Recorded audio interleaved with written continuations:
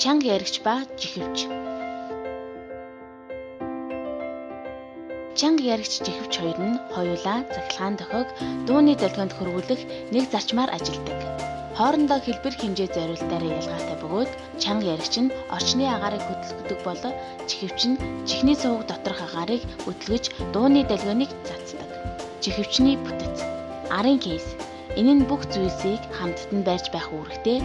Доор нь байх нүхээр нь утас гарч ирдэг. Соронц. Энэ нь чанга яригчийн ард талд байдаг чихвчний хамгийн хүнд хэсэг юм. Тунгалаг пластик бүрхүүл.